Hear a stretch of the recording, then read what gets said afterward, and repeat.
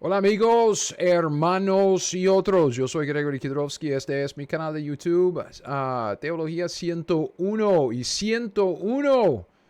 ¿Sabe? Hoy pasé 101 suscriptores en mi canal de YouTube, entonces yo puse algo en Facebook dándoles las gracias a ustedes por suscribirse a este canal.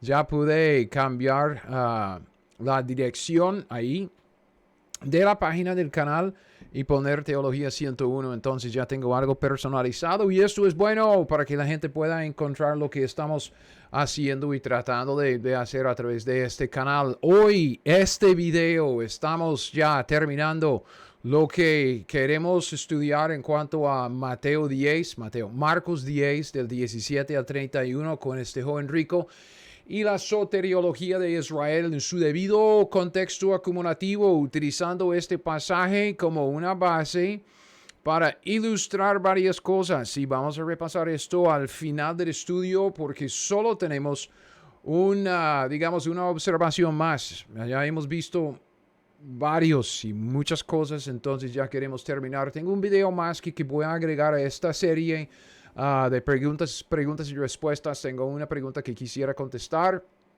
Todo esto viene después, aunque vamos a terminar el estudio en sí con este video, ¿ok? Entonces, en Marcos 10, este es el pasaje que estamos viendo acerca del joven rico que se acerca a Cristo Jesús, le hace la pregunta acerca de la vida eterna. Cristo dice que la vida eterna es como entrar en el reino de Dios. Los discípulos entienden esto como ser salvo. Eso es lo que provocó el estudio. ¿Qué es esto de ser salvo, vida eterna, entrar en el reino en el siglo venidero? ¿Cómo es la soteriología de Israel? La soteriología, digamos, la doctrina de la salvación de Israel bajo el Antiguo Testamento. Entonces, es un buen pasaje para ilustrar ciertas cosas. Y una de las cosas que hemos tratado de hacer es ver cómo podemos aplicar el método o el estudio metódico de la Biblia. Y con eso lo que quiero decir es esto. Observación. Tenemos que empezar con la observación. ¿Qué es lo que la Biblia dice?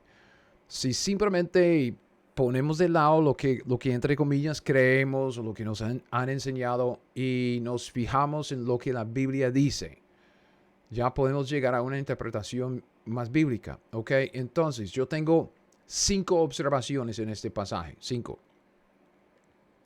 Primero, esta es la primera observación, la ubicación. ¿En dónde se ubica Marcos 10? ¿Ok? Y hemos visto que en Marcos 10 se ubica aquí al final del Antiguo Testamento, pero siempre bajo el Antiguo Testamento, porque Cristo todavía no ha muerto en Marcos 10, pero está viviendo en la tierra, estamos viendo un pasaje que tomó lugar dentro del contexto de su ministerio terrenal.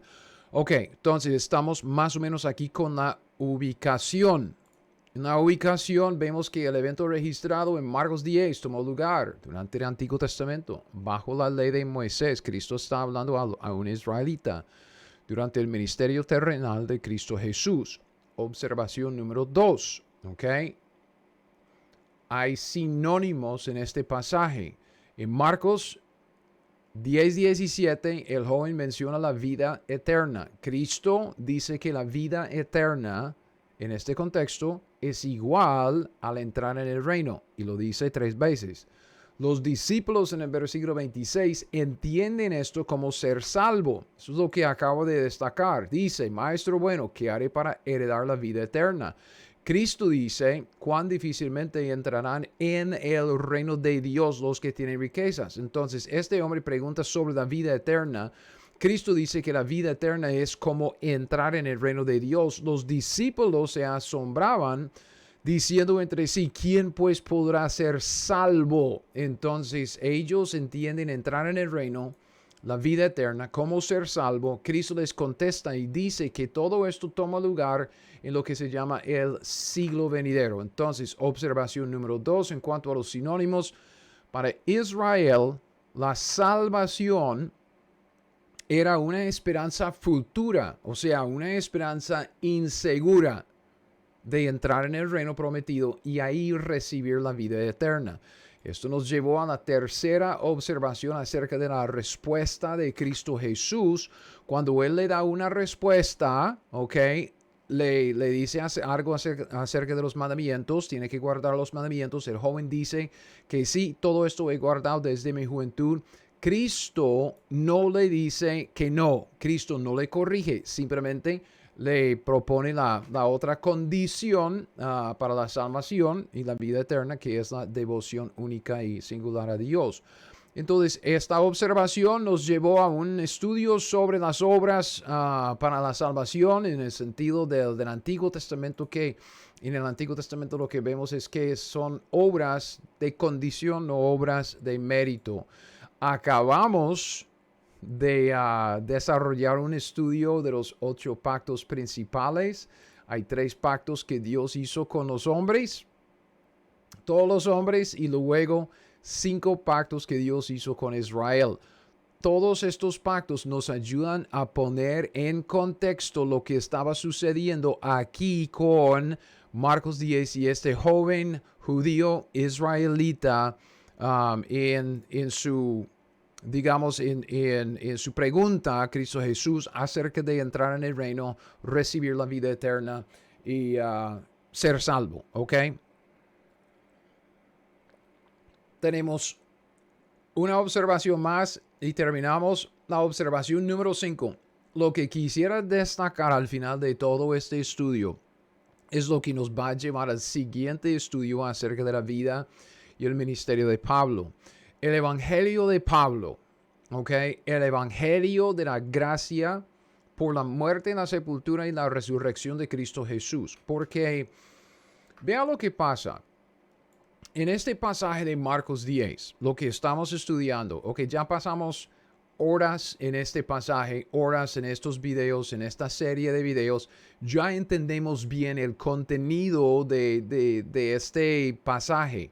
Pero fíjese en lo que Cristo dice inmediatamente después de lo que sucedió con este joven rico.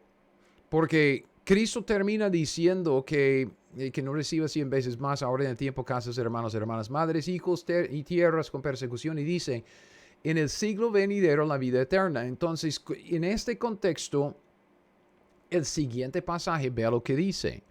Iban por el camino subiendo a Jerusalén y Jesús iba delante de ellos.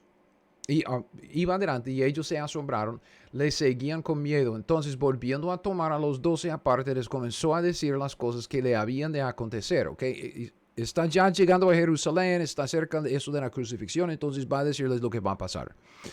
Versículo 33. Aquí subimos a Jerusalén y el Hijo del Hombre será entregado a los principales sacerdotes y a los escribas y le condenarán a muerte y le entregarán a los gentiles. Y le escarnecerán, le azotarán, escupirán en él y, fíjese, le matarán, mas al tercer día resucitará. ¿Qué es lo que él dice? Justo después de hablar acerca de la salvación, la vida eterna, Cristo les menciona a sus discípulos su muerte, su sepultura y su resurrección 3 días después. ¿Ok? ¿Por qué destaco esto? ¿Qué importancia tiene? El mensaje de la muerte, la sepultura y la resurrección de Cristo es el mensaje del evangelio de nuestra salvación hoy en día. Si alguien te pregunta, ok, ¿cuál es el pasaje de plena mención del evangelio de Pablo, el evangelio de hoy día, el evangelio de nuestra salvación es 1 Corintios 15, del 1 al 4? Y fíjese lo que dice. Además, Pablo dice, os declaro, hermanos, el evangelio que os he predicado. Entonces Pablo va a declararlo. Él va a decir, este es el evangelio que estoy predicando, el cual también recibisteis, en el cual también perseveráis, por el cual, asimismo, si retenéis la palabra que os he predicado, sois salvos. Entonces, este es el evangelio que es el poder para la salvación de todos los que creen, al judío primeramente también al griego, según Romanos 1:16. Si no creísteis en vano. Porque primeramente os he enseñado lo que asimismo recibí. ¿Ok? Aquí vamos.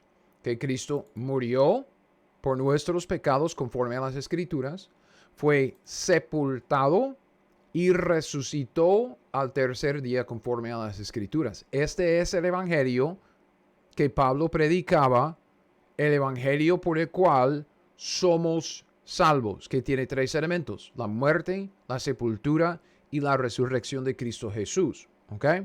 Entonces, uno dice, ok, pero ¿qué tiene que ver? Okay, ¿qué tiene que ver? Hay un pasaje paralelo a Marcos 10. ¿Ok? Lucas 18. Fíjese aquí, ok, estamos en Lucas 18. Usted dice, ay, pero Greg, se ven casi igual. Sí, son pasajes paralelos. Ok, pasajes paralelos. Estamos hablando de lo mismo. Es el joven rico, un hombre principal, le preguntó diciendo, maestro bueno, ¿qué haré para heredar la vida eterna? Cristo le contesta, los mandamientos sabes. Y luego dice, todo esto he guardado desde mi juventud. Aún te falta una cosa, véndelo todo y luego sígueme conforme al pacto palestino. Esto es lo mismo que entrar en el reino de Dios y ser salvo. Y Cristo dice que esto también es en el siglo venidero recibir la vida eterna, en lo que se llama el reino de Dios. Inmediatamente después vemos que Cristo anuncia otra vez su muerte, su sepultura y su resurrección. Vea lo que dice. Ese es Lucas, ¿ok? Fíjese, Lucas 18:31. Tomando Jesús a los 12, les dijo, he aquí subimos a Jerusalén y se cumplirán todas las cosas escritas por los profetas acerca del Hijo del Hombre, pues será entregado a los gentiles y será escarnecido y afrentado y escupido, y después que le hayan azotado, vea, le matarán, mas al tercer día resucitará. Este es el evangelio de la gracia. Durante la dispensación, digamos, la época de la iglesia, es nuestro evangelio, el evangelio que Pablo predicaba. ¿Ok? Pero, versículo 34, eso es lo que quisiera destacar. Pero ellos, los 12, sus 12 discípulos, sus 12 apóstoles, ellos nada comprendieron de estas cosas. Y esta palabra les era encubierta y no entendían lo que se les decía. Los discípulos de Cristo no entendían ni papa, ni fu, ni fa de lo que Cristo estaba diciendo. Ok, fíjese, esto es el pasaje en Lucas 18, es el mismo contexto de Marcos 10, es el joven rico, lo mismo, los 12 discípulos, los 12 apóstoles, no entendían el evangelio que Pablo predicaba, el evangelio de nuestra salvación hoy en día. Vea, Pablo dice, mi evangelio es el mensaje de la muerte, la sepultura y la resurrección al tercer día de Cristo Jesús. Cuando Cristo dice, le matarán, mas al tercer día resucitará. Ellos, los 12, nada comprendieron de estas cosas. Esa palabra de ser encubierta, no entendían lo que se les decía. No entendían el evangelio que Pablo predicaba. Ahora, ¿qué estaban predicando los 12 entonces? Si no estaban predicando el evangelio que Pablo predicaba, porque no lo entendían, según este versículo, lo que dice la Biblia. Observe lo que dice la Biblia. La Biblia dice que los apóstoles no entendían el evangelio, el mensaje del evangelio que Pablo predicaba. ¿Ok? ¿Qué estaban predicando los 12 entonces? ¿Cuál evangelio anunciaba Juan el Bautista? ¿Cuál evangelio anunciaba el Señor Jesucristo? ¿Cuál evangelio anunciaba los 12 apóstoles? Porque no anunciaban el evangelio de Pablo, el evangelio de la gracia de Dios. ¿Por qué? Porque no entendían el mensaje de este evangelio.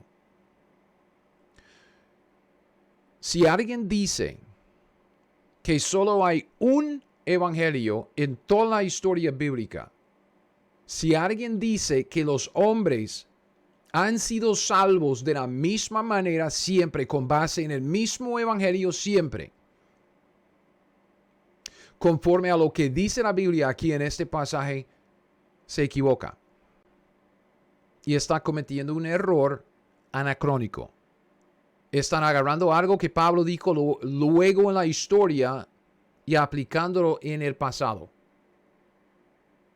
¿Ves? Que obviamente todos somos salvos por la gracia de Dios, ¿ok? Nadie está diciendo esto.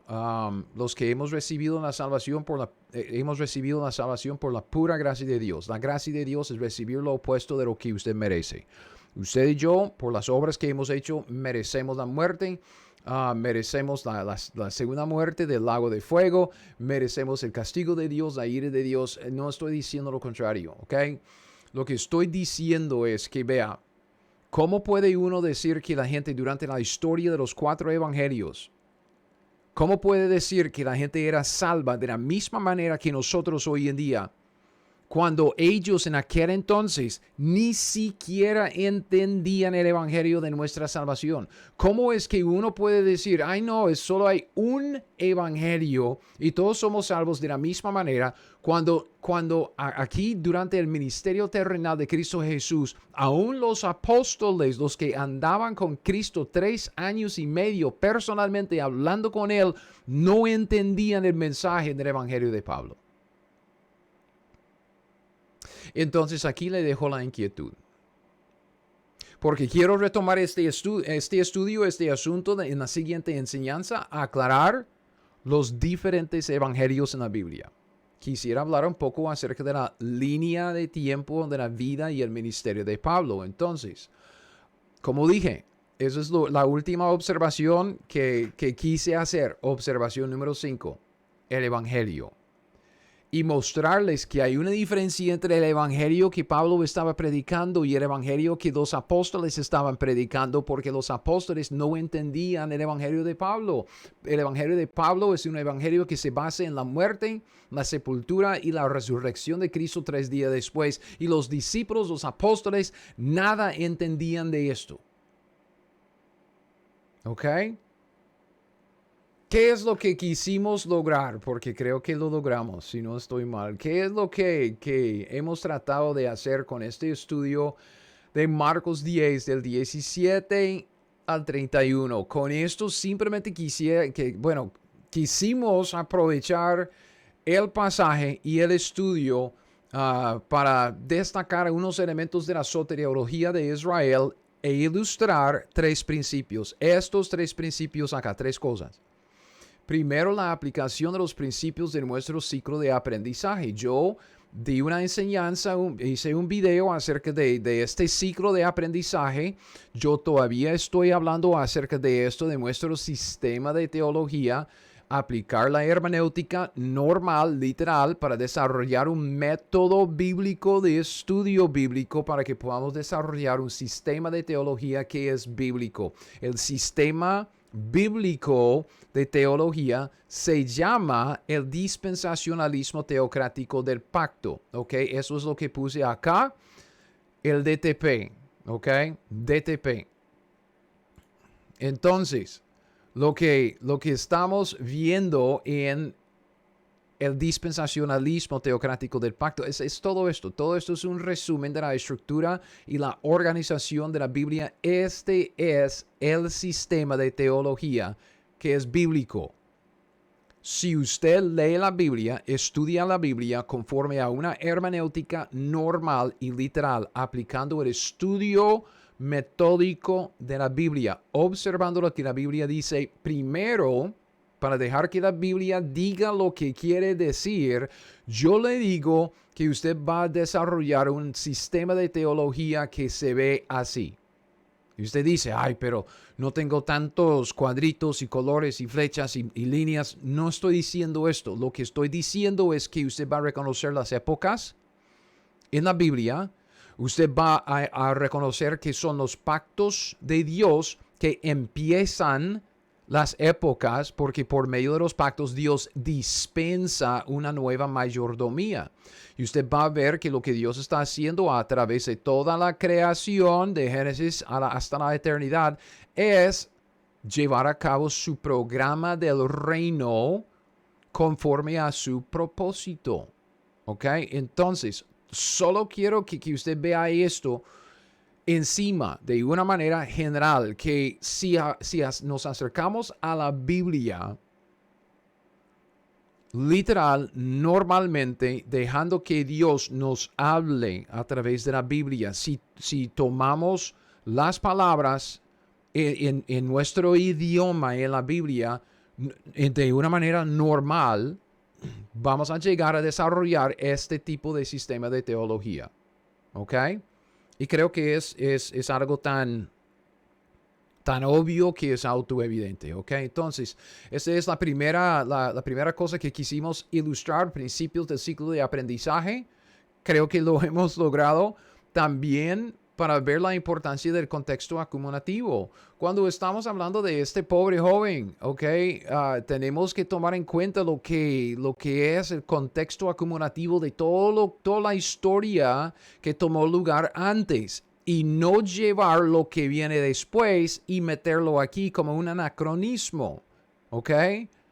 Es simplemente tomar el contexto acumulativo de todo el contexto que se acumuló hasta Marcos 10, tomarlo en cuenta para decir por qué es que el joven preguntó así, por qué es que Cristo le contestó así y cómo es que podemos entender este pasaje de esta manera. Entonces, el contexto acumulativo. Luego, yo creo que hemos visto que la aplicación de la línea de tiempo como la herramienta clave, como la herramienta más bíblica, más práctica en el aprendizaje de la Biblia en su debido contexto acumulativo, la aplicación de la línea de tiempo es clave.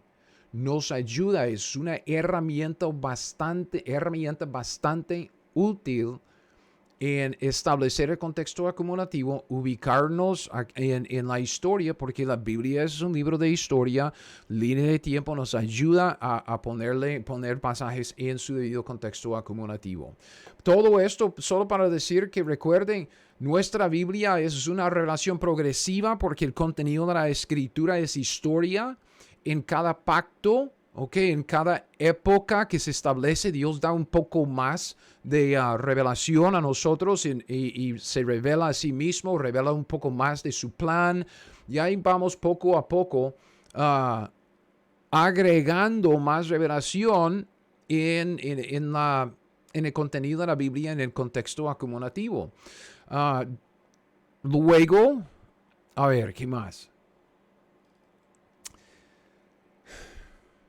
Viendo la Biblia así como un libro de historia, viendo la Biblia así como que Dios como daba la Biblia en revelación progresiva, en partes, digamos, poco a poco, a través de casi 2000 años, a través de las grandes épocas y su trato con los hombres, vemos que el contenido de la Biblia se organiza en un sentido general, cronológicamente, ¿ok? Porque es historia. Y debido a esto, puesto que nuestra Biblia, toda la doctrina que Dios nos ha dado, viene de nosotros, a nosotros, dentro del contexto de historia, un contexto histórico, el contexto de un pasaje de la Biblia se establece principalmente tomando en cuenta la historia. El contexto histórico, como puse acá, es primordial, es donde tenemos que empezar. Y nos metemos en problemas cuando ya brincamos todo lo que es el trasfondo histórico, todo lo que es el contexto acumulativo para llegar a una aplicación práctica. Y muchos tuercen la escritura sacando alegorías. Eso es un cuadro de esto, eso es un cuadro de aquel, este es un cuadro. Y simplemente estamos inventando cosas y agarrando Biblia para apoyar lo que nosotros queremos hacer. Entonces, el contexto histórico es primordial. El contexto histórico es esencial en nuestra observación de la escritura y en nuestra interpretación de la misma.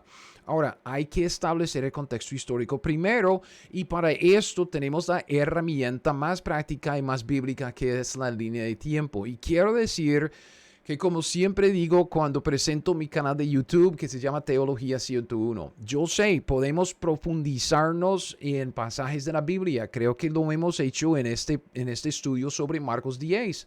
Y lo hago no para confundirles, lo hago para mostrarles la profundidad de las riquezas que Dios nos ha dado en la Escritura. Es una lástima que los maestros de hoy en día, muchos maestros, muchos pastores, muchos predicadores, están simplemente como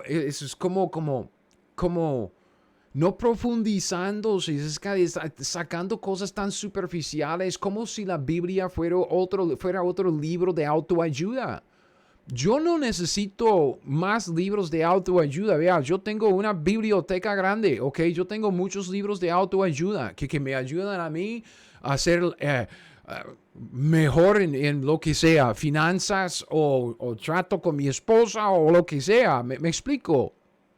Lo que yo quiero es conocer a Dios. Lo que yo quiero es conocer el plan de Dios. Lo que yo quiero es ver en dónde quepo yo.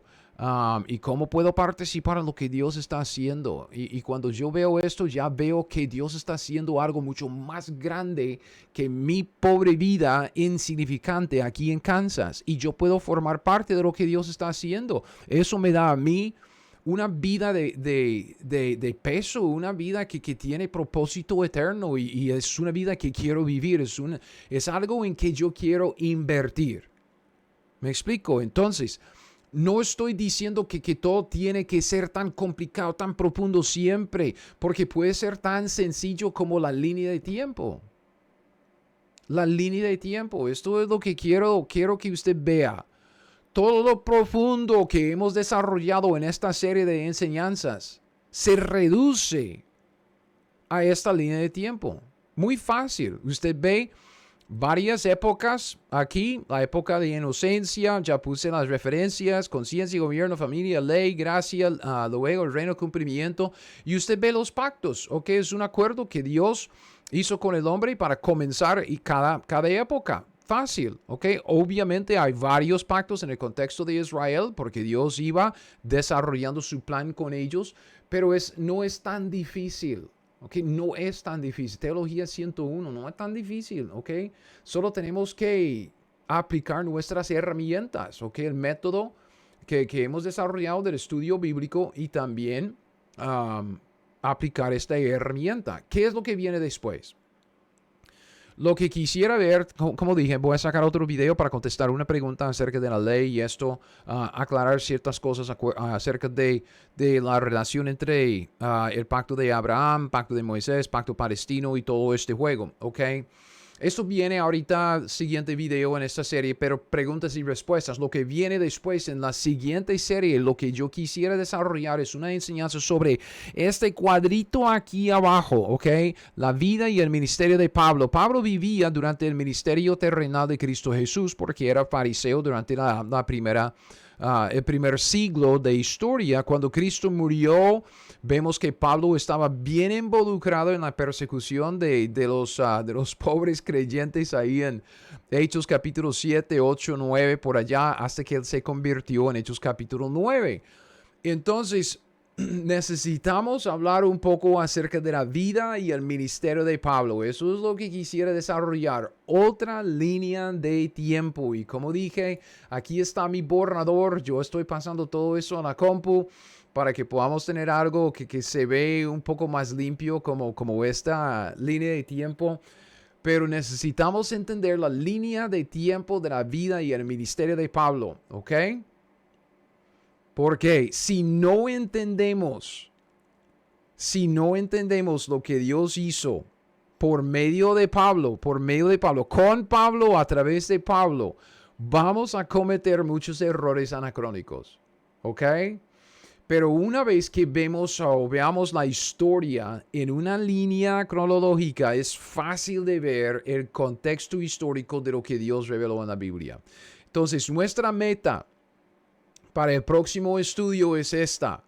La vida y el ministerio de Pablo. Quisiera simplemente sacar una línea de tiempo y una enseñanza con base en la línea de tiempo.